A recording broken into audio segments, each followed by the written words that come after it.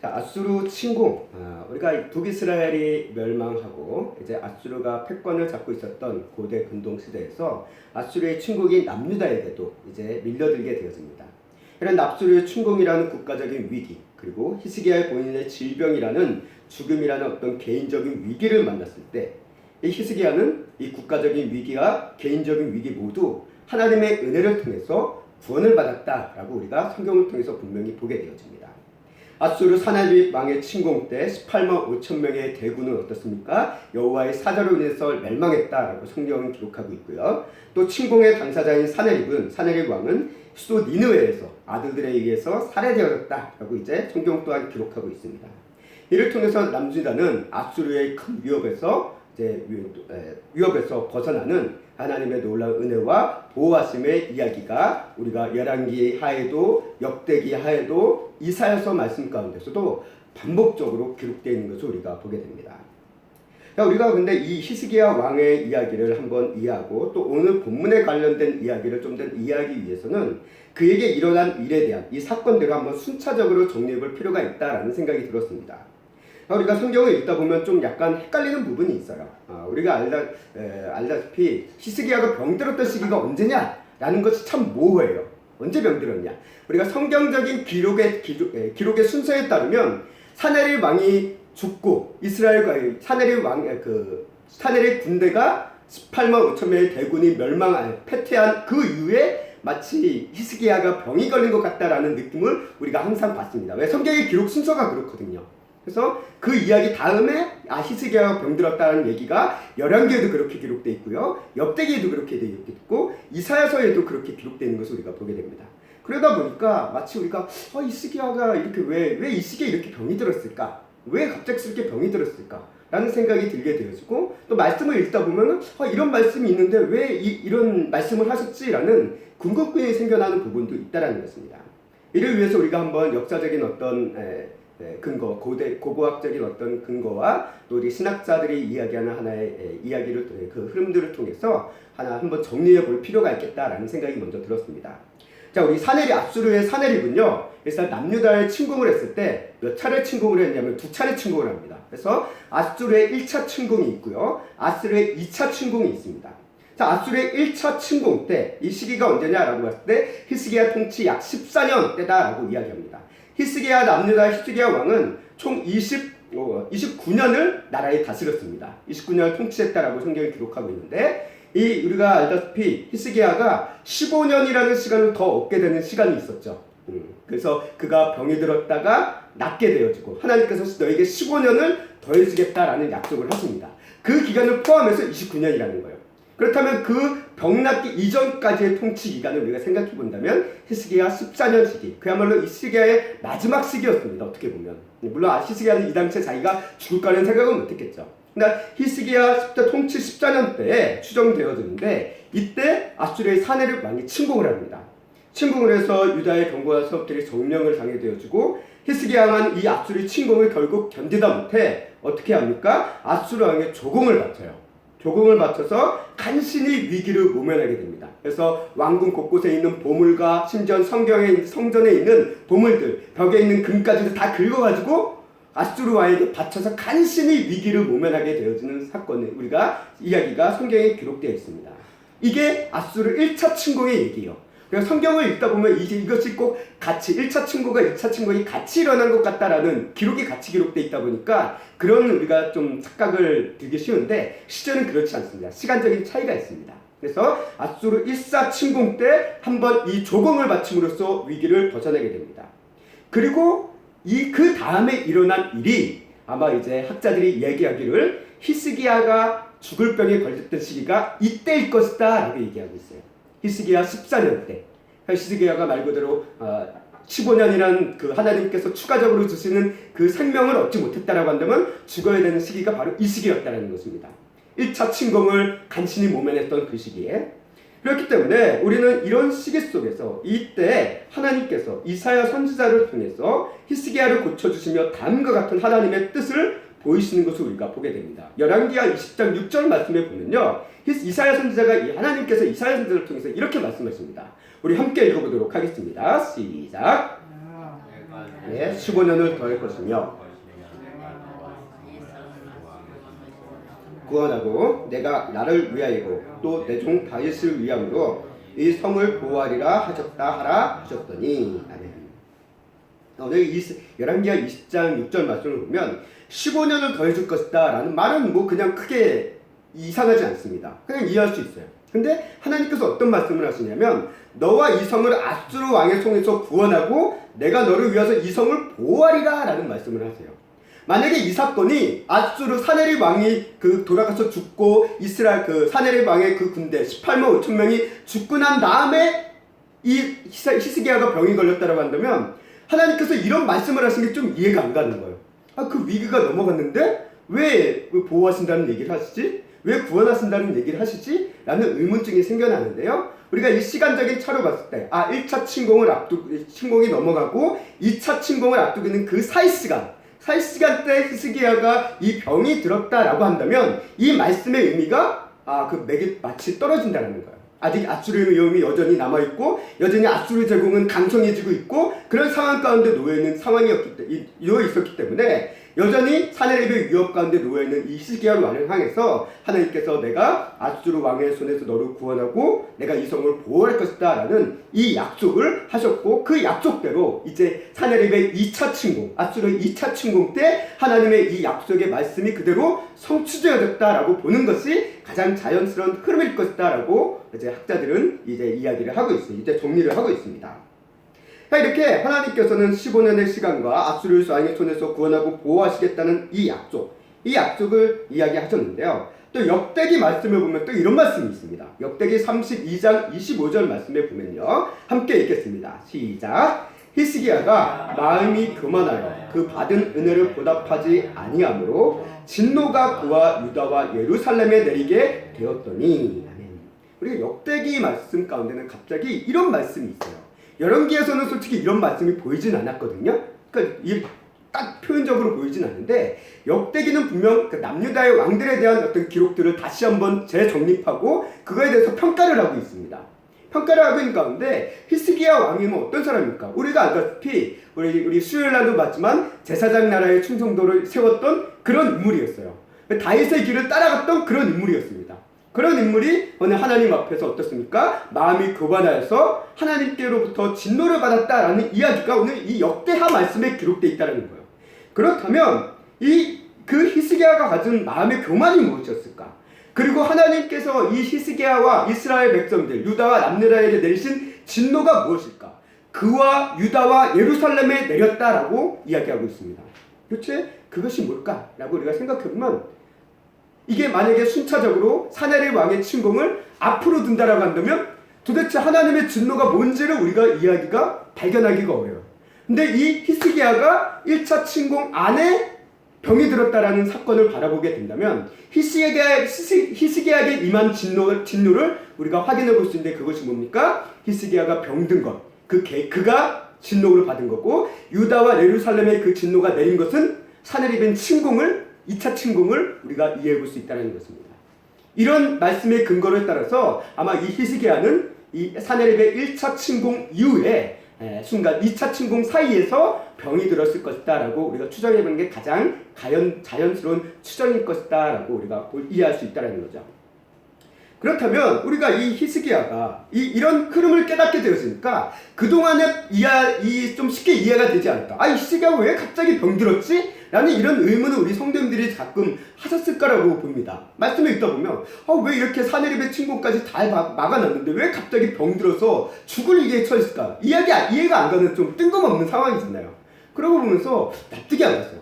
왜 이렇게 하나님께서 충성된 이 히스기야가 사네립의 침공도 잘 극복했는데 왜 이렇게 죽음의 위기를 줬을까라는 것이 이 흐름을 모르는 상황에서는 이해가 안 되지만 이 흐름을 알게 되어지는 순간 이 히스기야의 갑작스런 병도 그냥 우연히 사람이 병들 수 있지 라는 것이 아니라 어떻게 보면 하나님의 진노로 인해서 하나님께서 그에게 병을 내리신 것이다 라고 우리가 볼 수 있다는 것입니다.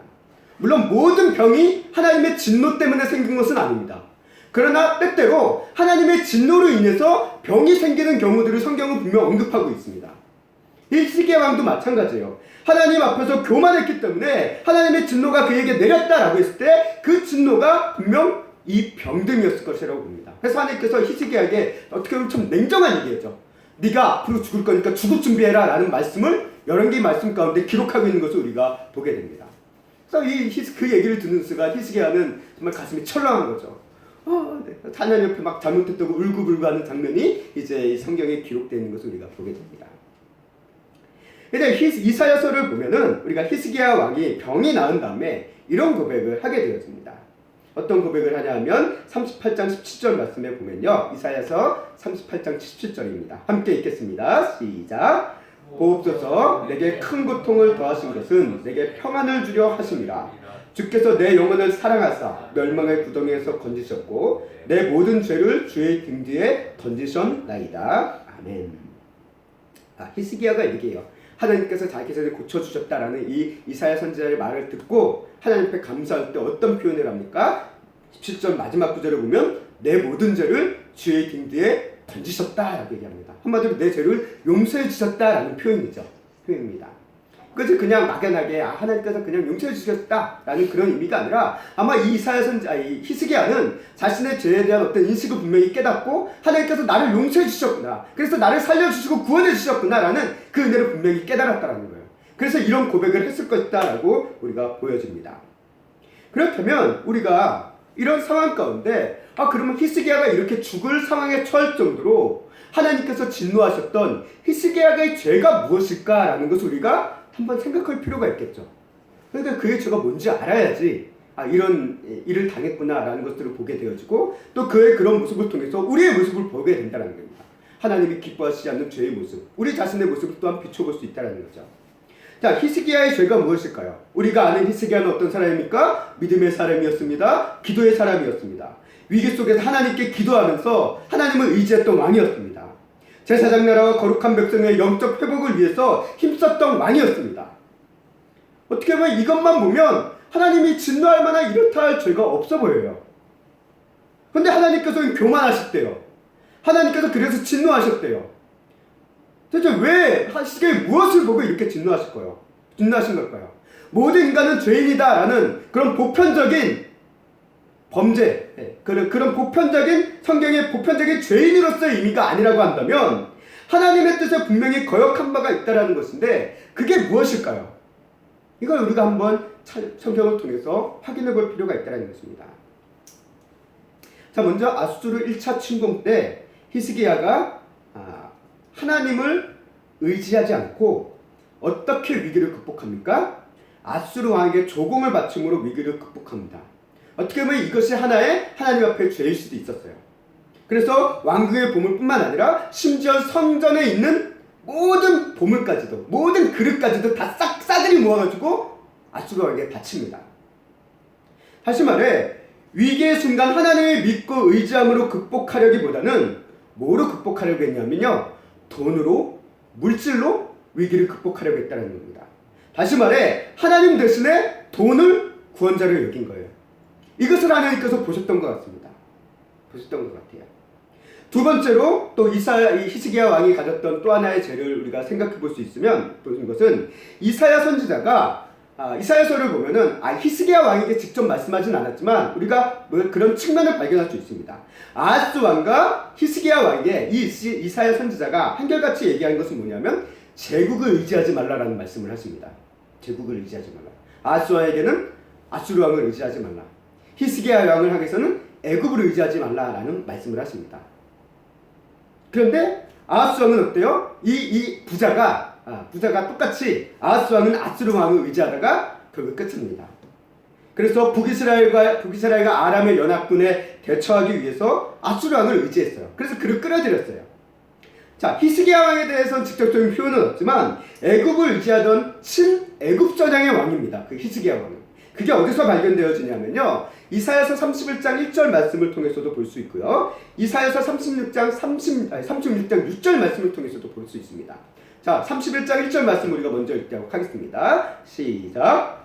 도움을 구하러 애굽으로 내려가지는 자들은 화 있을진저 그들은 말을 의지하며 병거의 많음과 마병의 심히 강함을 의지하고 이스라엘 거룩한 신 이를 앙무하지 아니하며 여호와를 구하지 아니하나니. 아멘. 이게 히스기야를 향해 직접적으로 얘기했다라고 표현되어지진 않지만 그 시대적인 정황 가운데 이 얘기가 나오는 것은 아수르의 침공 앞에서 이 대제국, 아수르라는 거대한 제국을 상기할 수 있는 또 다른 제국을 끌어들이려고 했었던 그런 왕의 모습이 분명히 있었다는 것입니다. 그래서 그런 히스기야 왕을 향해서 한 얘기다라고 우리가 볼 수 있어요.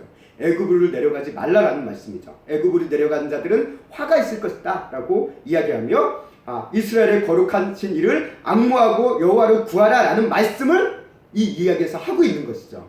이야기를 하고 있는 겁니다. 그리고 또 하나 발견할 수 있는 사실은 뭐냐면 히스기야가 친애굽 전역의 왕이라는 것을 발견할 수 있는 근거는 2차 침공 때 랍사게가 이스라엘 예루살렘 성을 향해서 여러 가지 말을 외치잖아요. 그때 어떤 말을 하냐면요, 이런 말씀을 합니다. 36장 6절 말씀 함께 읽겠습니다. 시작. 보라, 내가 애굽을 믿는도다.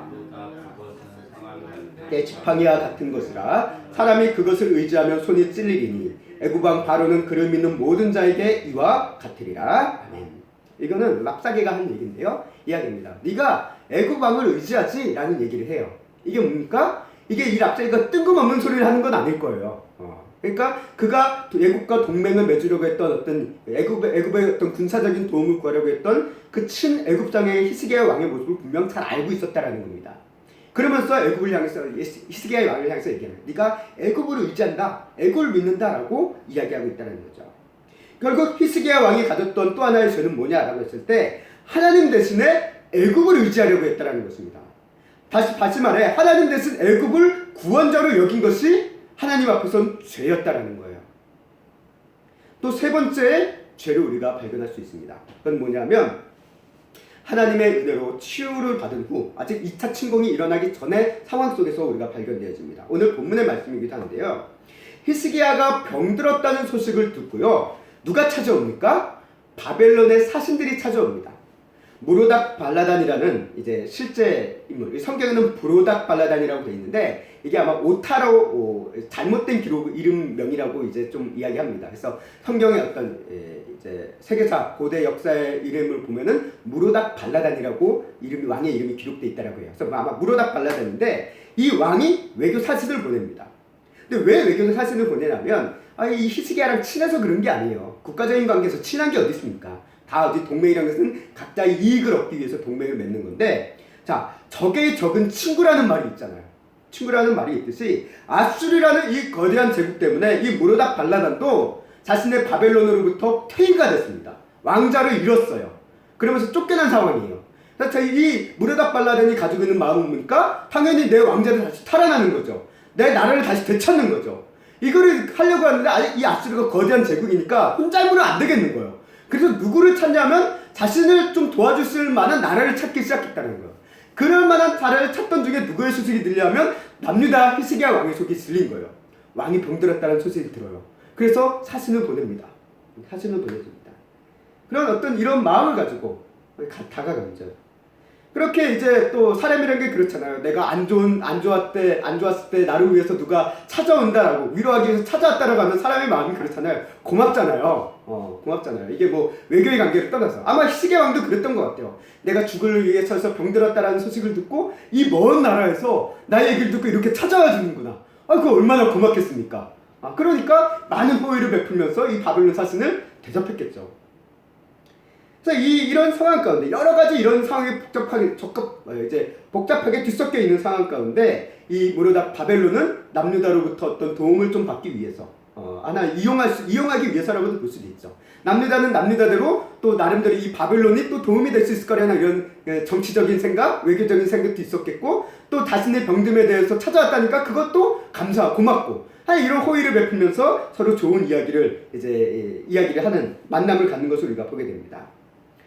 이 히스기야가 그래서 이 아수르라는 공토의 적에 대한 고민도 갖고 있고 여러 가지 공감대가 이제 형성되어지니까 마음이 확 열린 거예요. 마음이 확 열리면서 뭐합니까? 히스기야가 이제는 막 자랑을 시작합니다. 바벨론 사신들에게. 그래서 뭘 보여줍니까? 보물과 무기고와 창고를 숨김없이 보여줘요. 어떻게 보면 보물과 무기가 창고는 그 당시로 본다면 국가 기밀이잖아요. 오늘로 얘기하면 기밀이에요, 기밀. 그걸 왜 외국인들한테 보여줍니까? 근데 보여줬다는 거. 그만큼 이 히스기야가 이 사람들이랑 막 마음이 열리고 할 때 그런 친밀함이 형성됐던 것 같아요. 숨김없이 보여줘요. 왜 보여줬을까라고 생각했을 때 뭐 마음이 열려서 그렇지만 이 왕이 히스기야 왕이라는 사람이 정치적인 그런 감각이 없던 왕이 아니었을 겁니다. 바보가 아니었을 거예요. 그럼에도 불구하고 보여준 이유는 나름대로 내가 잘 사는구나 라는 것을 보여주기 위해서가 아니라 내가 이만큼 능력이 있으니까 너를 도와줄 수 있어. 그러니까 너도 나를 도와줘 라는 이런 외교적인 생각 또한 이 안에 담겨 있었을 겁니다. 그냥 보여주진 않았을 거예요.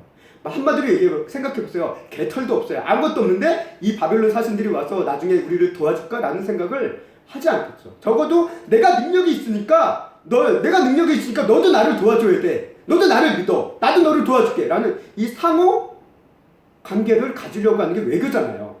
그러니까 히스기야는 그것을 보여줬던 것 같아요. 나 그렇게 무능한 나라 아니야. 우리나라 힘이 있어. 그러니까 믿어. 괜찮아. 같이 가자. 라고 얘기하면서 보물고를 다 보여준 것이 아닐까라고 생각됩니다. 어떻게 보면 뭐 자랑하고 싶어서 아니면 이 외교적인 가지고 둘째일 수도 있어요. 자, 우리가 13절 말씀을 보면 열왕기하 20장 13절 말씀을 보면 이런 말씀을 하십니다. 이런 말씀이 기록되어 있습니다. 우리 함께 읽겠습니다. 시작. 히스기야가 사자들의 말을 듣고 자기 보물고 금은과 향품과 보배로운 기름과 그의 군기고와 창고의 모든 것을 다 사자들에게 보였는데 왕궁과 그의 나라 안에 있는 모든 것 중에서 히스기야가 그에게 보이지 아니한 것이 없더라. 아멘. 자, 오늘 이 23절 말씀에 보면요, 이렇게 성경은 기록하고 있습니다. 물론 이게 뭐 별거 아닌 표현일 수도 있어요. 이게 그거 당연한 표현이지 라고 우리가 생각해 볼 수 있는데, 우리가 또 다른 관점에서 보면 이 표현은 어떻게 보면은 그의 어떤 죄를 드러내는 하나의 표현일 수도 있다는 생각이 듭니다. 그건 뭐냐면 오늘 히스기야가 사자들에게 보여줄 때 뭐라고 얘기하냐면 자기 보물고라고 얘기하고 있습니다. 그리고 자기의 군기고라고 표현하고 있어요. 자기의 군기고. 그리고 그의 나라라는 표현을 써 있습니다. 자기의 나라라는 표현을 쓰고 있어요. 이런 표현을 쓰는 게 이게 뭐 왕으로서는 그럴 수 있지라고 생각할 수 있지만, 우리가 수요 예배를 통해서도 배웠지만 제사장 나라의 관점에서 왕은 누굽니까? 항상 하나님이었어요. 그렇기 때문에 이 히스기야가 가지고 있었던 이 보물과 군기고와 나라는 다 누구 것입니까? 하나님 것이에요. 원래는. 그게 제사장 나라의 가치관에서 오는 바른 인식이라는 겁니다. 그렇기 때문에, 그런데 이 히스기야는 이것에 대해서 오늘 이 말씀이 자기 보물고 자기의 군기고 자기의 나라라는 이 표현, 어떻게 보면 별거 아닌 표현일 수도 있지만 하나님이 모든 이 땅의 이 이스라엘의 나라의 민족의 주인이라는 이 관점, 어떻게 보면 이 왕은 청직이다라는 이런 관점에서 본다면 이 표현은 이상할 수 있다는 거죠. 하나님은 어떻게 보면 이런 모습을 통해서 히스기야 안에 있었던 뭘 발견하셨냐면 교만을 발견하셨다는 겁니다. 그래서 히스기야는 아수르 1차 침공 이후에, 우리가 알다시피 이 히스기야가 아수르 1차 침공 때 보물이란 보물은 사내립 왕에게 다 바쳤다고 얘기했습니다. 한마디로 국가가 텅텅 빈 거예요. 그런데 바벨론 사신이 왔을 때는 이게 다 채워진 거를 보여주고 있다는 거예요. 그러니 이 위기를 넘긴 후에 이 히스기야가 얼마나 이를 갈면서 열심히 국고를 채우고 준비했을까요? 그렇잖아요. 텅 빈 국고를 나라 운영할 수 없잖아요. 텅 빈 상태로 어떤 이 아수르 제국이라는 이 위험을 방치할 수는 없잖아요. 그러니까 히스기야가 나름대로 이를 갈면서 치열하게 막 준비했던 것 같아요. 보물도 모으고, 막 성벽도 다시 수복하고, 여러 가지 준비를 하는 것들을 성경이 기록합니다. 외국 사신들에게 자랑할 정도로 이렇게 자랑할 정도면 그게 보통이 아닐 거예요. 그렇잖아요. 딸랑떡 보여주고 요만한 금고에 딱 보여주고 이게 우리나라의 전부야 라고 이야기하면 그게 자랑거리니까 웃음거리지. 적어도 외국 사신들한테 뭔가를 보여준다라고 하면 어마어마한 양을 보여줘야 된다는 거예요. 그러니까 히스기야가 엄청나게 얼마나 채워두고 준비했다라는 것을 우리가 볼 수 있다는 겁니다. 한마디로 히스기야가 열심히 노력한 건 맞아요. 그런데 히스기야의 이렇게 많은 것이 채워지고 회복된 것이 히스기야는 자신의 힘과 능력으로 했다라는 것으로 착각했다라는 것이 문제라는 겁니다. 우리 역대하 23장 23절 말씀, 역대하 23장 말씀을 보면 이와 같은 구절을 발견하게 됩니다. 어떤 구절이냐면요, 함께 읽겠습니다. 시작. 여러 사람이 예물을 가지고 예루살렘에 와서 여호와께 드리고 또 보물을 유다 왕 히스기야에게 드린지라. 이후부터 히스기야가 모든 나라의 눈에 존귀하게 되었더라. 아멘. 이거는 뭐 사례의 2차 침공 이후에 대해서 일어난 일이다라고 좀 기록되어져 있는 부분인 것 같기도 하고요. 그러나 또 우리가 또 볼 수 있는 것은 29절 말씀에 보면 이런 말씀도 있습니다. 함께 읽겠습니다. 양떼와 많은 소떼를 위하여 성읍을 세웠으니 이는 하나님이 그에게 재산을 심히 많이 주셨음이며. 이 23절, 29절 뭐 시기의 차이는 있을지언정 이 23절과 29절 말씀이 얘기하는 것은 뭡니까? 하나님께서 이 히스기야가 가진 모든 것들은 누가 주었냐? 하나님께서 주셨다라고 역대기는 분명히 이야기하고 있다라요. 그런데 이 히스기야가 지금 자신의 보물고와 이 모든 것들을 보이면서 뭘 자랑하고 있습니까? 하나님을 자랑하고 있습니까? 아니요. 자기를 자랑하고 있어요. 자기의 보물을 자랑하고 있습니다. 자기 무기를 자랑하고 있어요. 결국 히스기야가 뭐에 빠진 겁니까? 교만에 빠졌다는 겁니다. 뭐 그 교만이라서 막 엄청나게 하나님을 대적하고 막 멸시하는 뭐 그런 교만은 아닐지언정 하나님의 은혜를 잊어버리고 하나님의 은혜를 마치 내 것처럼 생각하는 그런 교만에 지금 히스기야가 빠졌고 그 교만으로 인해서 하나님께서 이사야 선지자를 통해서 어떤 말씀을 하십니까? 바벨론 포로에 대한 이야기를 하십니다. 그래서 아마 이와 같은 히스기야의 교만이 결국 자신의 변등과 아수르 2차 침공이라는 이 위기가 하나님의 진노가 이 위기로 나타났다라고 우리가 이런 성경의 흐름, 일련의 흐름 통해서 우리가 보게 되어진다는 겁니다. 결국 이 같은 그의 교만이 가져온 결과 이사야 선지자 바벨론 포로에 대한 이야기를 하죠. 물론 우리가 하나님께서 이 히스기야 한 사람이 이거 보물고 잠깐 자랑한 것 때문에 너 괘씸하다, 네 나라 내가 멸해야지, 다 포로로 만들어야지 아니 어떤 괘씸죄로서 그런 바벨론 포로 사건을 막 계획하시고 그런 건 아닙니다. 왜? 그 이유는 뭐냐면요, 남유다는 이미 계속 기울어져가고 있었어요. 북이스라엘 멸망과 함께 같이 침몰되어져 가고 있는 상황입니다. 바벨론 포로는 어떻게 보면 그 남유다의 모든 죄악의 결실로 이루어진 거예요. 히스기야 한 사람 때문에 이루어진 사건은 아닙니다. 그런데 히스기야 한 사람을 통해서 뭘 얘기하고 있냐면 히스기야의 교만이 하나의 바벨론 포로에 대한 시작점이 되었다는 것은 분명한 사실이라는 거예요.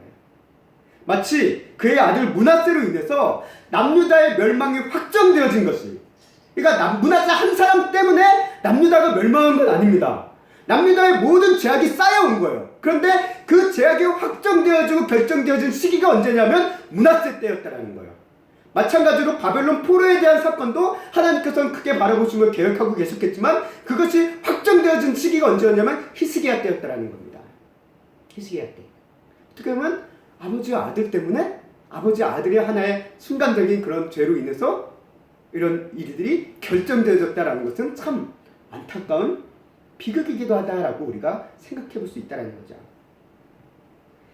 오늘 우리가 이런 히스기야의 이런 전반적인 이야기를 보면서 우리가 히스기야의 어떤 사건에 대한 것들을 한번 재구성했습니다. 시간적인 흐름에 따라 재구성함을 통해서 우리 성도님들이 이 좀 일련의 흐름들을 통해 이런 사건이 이렇게 일어났구나, 이런 흐름 속에 있구나라는 것을 깨닫게 되시면 성경을 조금 더 이해하는 데 많은 도움이 되실 거라는 생각이 듭니다. 오늘 이렇게 긴 히스기야 얘기를 보면서 오늘 이제 말씀을 우리가 살펴본 핵심은 뭐냐면요, 히스기야의 보물복을 보면서 우리가 발견하게 되는 그가 진정으로 보이고 자랑해야 될 것이 무엇이냐라는 질문을 우리는 해봐야 된다는 겁니다.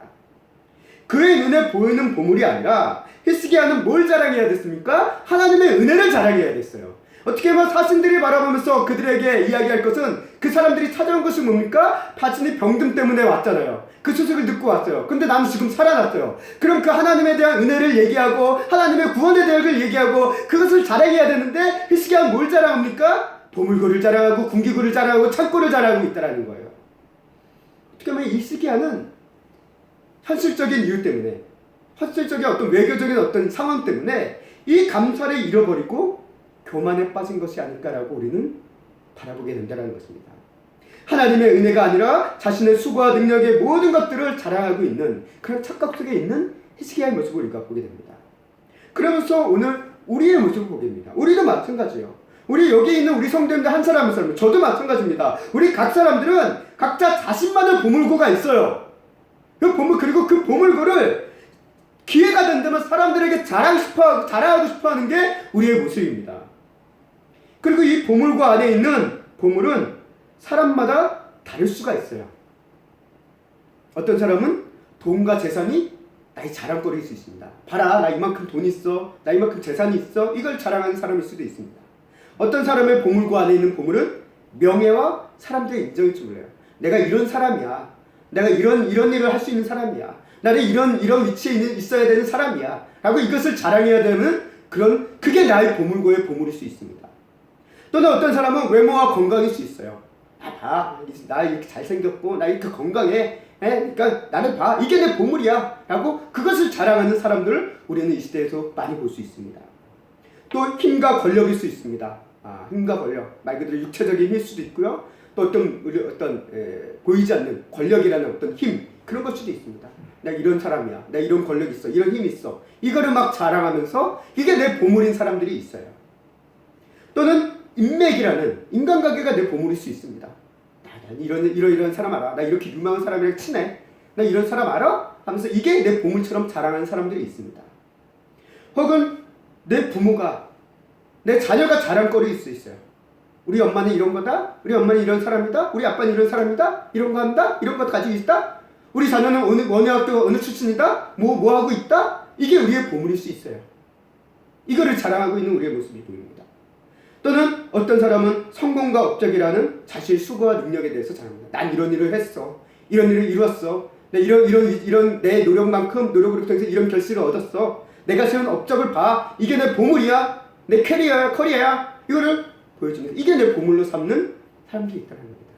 어떻게 보면 이것은 특정한 사람이 아니에요. 우리 모두가 이런 보물을 갖고 있어요. 이게 내 보물처럼 우리는 여기면서 살아가고 있는 걸 우리는 부인할 수 없다는 겁니다. 물론 하나님께서 이와 같은 보물을 우리에게 주시면 우리는 감사함으로 받아야죠. 그것에 대해서 우리는 감사할 줄 알아야죠. 근데 성경은 오늘 우리에게 얘기합니다. 히스기야에게요, 네가 그렇게 자랑하던 그 보물이 결국은 어떻게 될 것이다 라는 얘기를 하십니까? 빼앗기고 사라질 것이다 라는 얘기를 해요. 바벨론은 다 사라질 것이다 라는 얘기를 합니다. 결국 히스기야의 이 보물고의 자랑이 바벨론이라는 나라에 모두 사라지게 된 것처럼 우리가 자랑하는 이 보물고의, 내 안의 보물고의 보물도 어떤 이유로 어떻게 사라지게 될지는 우리는 아무도 모른다라는 겁니다. 그것을 우리가 이런 보물들, 앞서 얘기했던 이런 보물들을 이야기하고 말하고 좀 자랑하고 나타낸다는 게 나쁜 건 아니에요. 감사해야 되는 거예요. 그런 일이 있으면 진짜 기뻐해야 될 일입니다. 그러나 우리 그리스도인들이 진짜 가져야 될 보물이 뭐냐, 우리 그리스도인이 결코 자랑해야 될 진짜 보물이 뭐냐 라고 성경을 우리가 통해 바라봤을 때 우리 그리스도인들에게 절대 사라지지 않는 보물이 있다는 거예요. 그게 뭡니까? 하나님의 은혜, 예수 그리스도의 사랑, 성령님의 역사하심과 함께 하심, 이게 성경에서 얘기하는 절대적인 보물이라는 것입니다. 그래서 예수님께서 얘기하잖아요. 너희는 너희 보물을 하늘에 두라 라고 얘기하잖아요. 썩지 않는 하늘에 두라, 사라지지 않고 썩지 않는 하늘에 두라. 이게 우리의 보물이냐 라고 오늘 성경은 우리에게 묻고 있다는 거예요. 네가 이 세상을 살아가면서 네 안에 보물고를 가지고 있는데 그 보물고 안에 도대체 뭘 채우고 있냐라는 거죠. 하나님의 은혜를 채우고 있습니까? 예수 그리스도의 사랑을 채우고 있습니까? 성령 충만함을 채우고 있습니까? 그것이 그리고 우리의 삶의 자랑거리가 되고 있습니까? 라고 오늘 이 시기의 모습을 통해서 저와 여러분들에게 하나님께서 되묻고 계시는 모습이 아닐까라는 생각이 듭니다. 오늘 로마서 8장 23절, 28절, 29절 말씀 우리가 함께 읽어보도록 하겠습니다. 함께 읽겠습니다. 시작. 내가 확신하노니 사망이나 생명이나 천사들이나 권세자들이나 현재일이나 장래일이나 능력이나 높음이나 깊음이나 다른 어떤 피조물이라도 우리를 우리 주 그리스도 예수 안에 있는 하나님의 사랑에서 끊을 수 없으리라. 하나님의 사랑은 결코 사라지지 않는다는 거예요. 결코 끊어지지 않습니다. 영원하다는 것입니다. 이게 우리의 보물이다라고 사도 바울은 로마서를 통해서 우리에게 강조하고 있다는 거예요. 그래서 사도 바울은 끝내 항상 얘기했잖아요. 나는 오직 예수 그리스도의 십자만을 자랑하겠다. 나는 오직 그리스도만을 자랑한다라고 서신서에 끊임없이 얘기가 나옵니다. 사도 바울의 고백이 그거예요. 나는 예수님만 자랑하겠다. 그리스도의 십자만 자랑하겠다. 이게 나의 보물이다 라고 이야기하고 있다는 거예요. 오늘 우리는 우리의 삶의 보물고에 무엇을 채우고 있습니까? 그리고 내 삶의 보물고에 무엇을 사람들에게 보이고 자랑하고 있습니까? 오늘 이 자리에 함께하는 우리 샘교회 성도 여러분들이 히스기야처럼 내 안에 있는 이 보물고를 자랑함에 있어서 그 보물이 하나님의 은혜, 예수님의 사랑, 성령님의 역사하심이 우리의 소중한 보물로 보여지고 자랑되어질 수 있는 우리 사도 바울과 같은 그리스도인의 삶이 될 수 있기를 주님의 이름으로 간절히 소망하고 축원합니다.